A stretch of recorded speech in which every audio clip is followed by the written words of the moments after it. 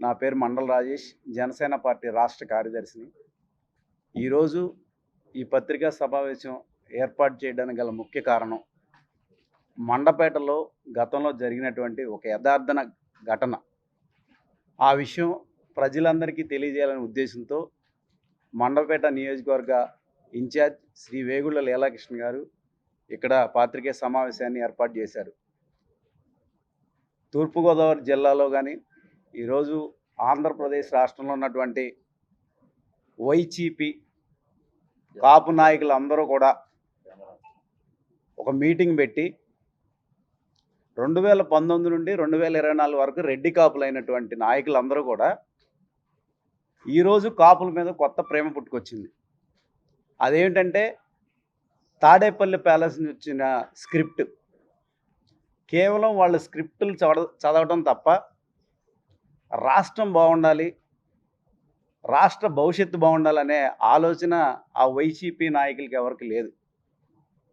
నేను ఎందుకు ఈ విషయం చెప్తున్నానంటే, ముఖ్యంగా విజయవాడలో మొన్న జరిగిన ఒక సంఘటన ఏమనిపిస్తుందంటే, నాకు కూటమి ప్రభుత్వం ఆంధ్రప్రదేశ్లో మంచి పరిపాలన సాగిస్తుందని వైసీపీ మాజీ మంత్రులు అంటున్నారని నా ఉద్దేశం.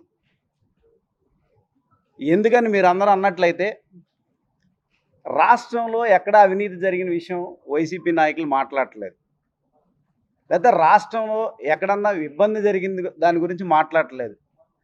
సాక్షాత్తు గత ముఖ్యమంత్రి వైఎస్ జగన్మోహన్ రెడ్డి గారు తెనాలి పర్యటించారు, మీ అందరికీ తెలిసిన విషయమే. దేనికోసం అండి? రాష్ట్రంలో ఏమైనా విపత్తు వచ్చిందా? ఏ ప్రజలకన్నా ఇబ్బంది జరిగిందా? ప్రభుత్వం ఏమైనా ఇబ్బంది పెట్టిందా? ఒక గంజాయి వ్యక్తిని పరామర్శించడానికి ఏ మాజీ ముఖ్యమంత్రి ఈ దేశంలోనే మనం ఇంతవరకు చరిత్రలో చూసి ఉండం.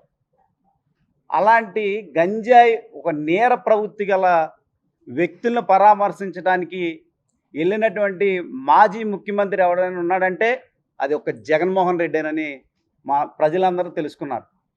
ఈరోజు రాష్ట్రంలో ఎక్కడ సమస్య లేనట్టు, అసలు రాష్ట్రంలో ఏ ప్రాబ్లం లేనట్టు, రాష్ట్రం చాలా బాగుందని వైసీపీ నాయకులు చెబుతున్నారు. ఎందుకంటే విజయవాడలో సాయికృష్ణ అనే ఒక కుర్రోడు, అది హత్య జరిగిందా జరగలేదా అనేది ప్రభుత్వం డిసైడ్ చేస్తుంది. ఇప్పుడు అది జరిగింది కాబట్టి సాక్షాత్తు ముఖ్యమంత్రి గారు శ్రీ నారా చంద్రబాబు నాయుడు గారు సిట్ ఏర్పాటు చేశారు, దర్యాప్తు జరుగుతుంది. ఇంతలోనే ఫేక్ ఫోటోలు తీసుకొచ్చాడు గుంటూరు నుంచి ఒక ఆంబోతు. ఆయన ఒక మాజీ మంత్రి, ఆయన ఏదేదో మాట్లాడతాడు. అంటే నాకు ఒక చిన్న డౌట్ వస్తుంది, ఈ చనిపోయినటువంటి సాయికృష్ణకి వైసీపీ నాయకులకి మధ్యలో ఏదో డీల్ ఉందేమని నా డౌట్. ఎందుకంటే నాకున్న సమాచారం అంటున్నారు రాంబాబు గారు. ఇది మీరు అందరు కూడా చూశారు, మాట్లాడితే నాకున్న సమాచారం అంటారు అమ్మటి రాంబాబు గారు. ఏం సమాచారం? ఒక క్లారిటీ ఉందా? ఎన్నో కేసుల్లో క్రిమినల్ అయినటువంటి సాయికృష్ణకి మద్దతు ఇవ్వటం సరే, ఒక పౌరుడిగా ఆ తల్లి బాధని తీర్చడానికి మాట్లాడవచ్చు, కానీ అది ఎంతవరకు సమంజసం? ఒక తరం భవిష్యత్తు బాగుండాలి, రాష్ట్రం బాగుండాలి, దేశం బాగుండాలని రాజకీయం చేస్తున్నటువంటి నాయకుడు మా అధ్యక్షులు శ్రీ పవన్ కళ్యాణ్ గారు. అలాంటి నాయకుడిని పట్టుకుని మీ కాపుకి ఇబ్బంది జరిగింది, మీ కాపుకు న్యాయం చేయరా, మీరు వచ్చి పరామర్శించరా? 20కి పైగా కేసులు ఉన్నటువంటి వ్యక్తి దగ్గరికి వెళ్ళి మేము పరామర్శ చేయాల్సిన అవసరం ఏముందని వైసీపీకి నాయకులు నేను అడుగుతున్నా. ఎలా మాట్లాడతారు మీరు? పవన్ కళ్యాణ్ గారు ఒక ప్రాంతానికో, ఒక వర్గానికో, ఒక కులానికో, ఒక మతానికో ఏ రోజు రాజకీయం చేయాల, మనందరికీ తెలిసిన విషయమే. సమస్య వస్తే లీలాకృష్ణ గారికి అయినా అదే న్యాయం, మండల రాజేష్కి అయినా అదే న్యాయం, రిషికి అయినా అదే న్యాయం.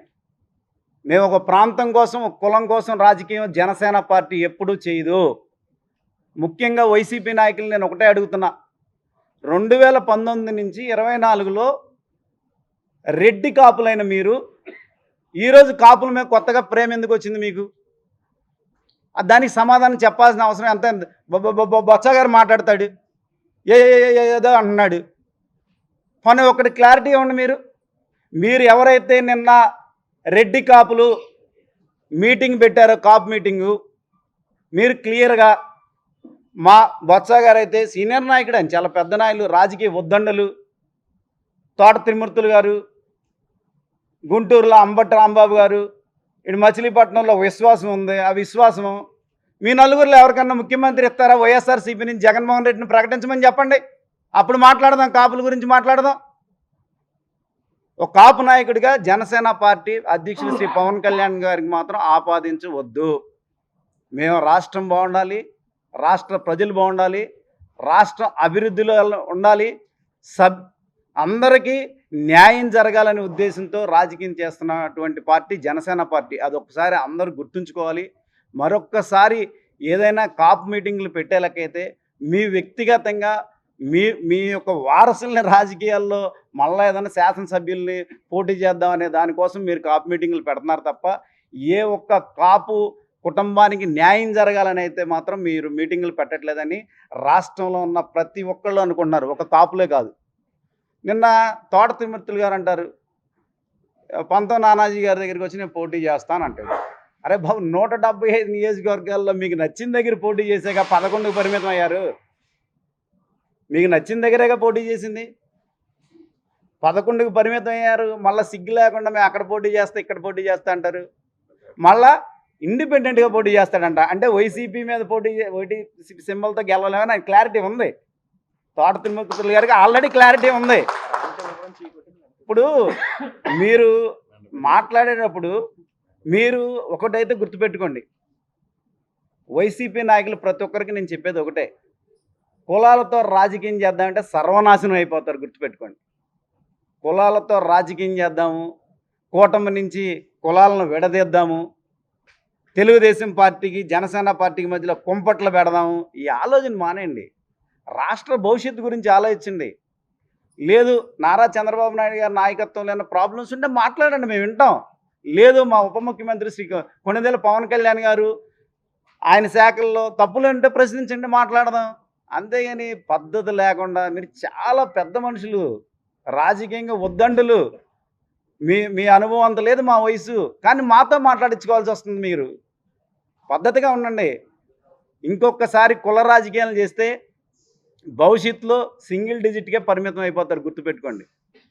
ఇప్పటికే రాష్ట్రం అంధకారంలో ఉన్న రాష్ట్రాన్ని మంచి అభివృద్ధి పదంలో మన రాష్ట్ర ముఖ్యమంత్రి వర్యులు జాతీయ నాయకులు శ్రీ నారా చంద్రబాబు నాయుడు గారు కానీ, ఉప ముఖ్యమంత్రులు శ్రీ కొణిదెల పవన్ కళ్యాణ్ గారు కానీ, ఈరోజు చూడండి అమరావతి అంత అభివృద్ధి పదంలో 2014 నుంచి 19 వరకు నడిస్తే ఈ పెద్ద మనిషి ముఖ్యమంత్రి అయ్యాడు, సర్వనాశనం అయిపోయింది. అందరికీ తెలిసిన విషయమే, రాష్ట్రం మొత్తం సర్వనాశనం అయిపోయింది. గత సంవత్సరంన్నర నుండి పెట్టుబడిదారులు రావాలంటే భయపడే పరిస్థితి.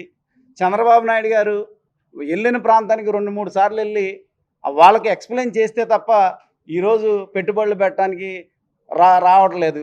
ఇప్పుడు ప్రస్తుతానికి చంద్రబాబు నాయుడు గారు నమ్మి ఈ రాష్ట్ర అభివృద్ధి పడంలో నడిపించడానికి ఎంతోమంది పెట్టుబడిదారులు ఈరోజు వైజాగ్లో కానివ్వండి, మన అమరావతిలో కానివ్వండి, అనేక పెట్టుబడిదారులని తీసుకొచ్చినటువంటి ఘనత కూటమి ప్రభుత్వం అందని మరొకసారి తెలియజేస్తూ, ఇంకొకసారి వైసీపీకి నాయకులకు ఒకటి చెప్తున్నా, కుల రాజకీయాలు చెయ్యొద్దు. ఒకవేళ చేస్తే మీరు చేసుకోండి.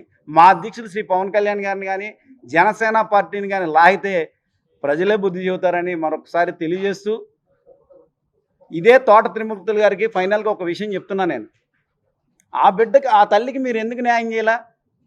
మీ నియోజకవర్గంలో ఆడబడిచేగా, మీ కుటుంబంలో ఆడబడిచేగా, అదే మీ కాపులు ఆడబడిచేగా.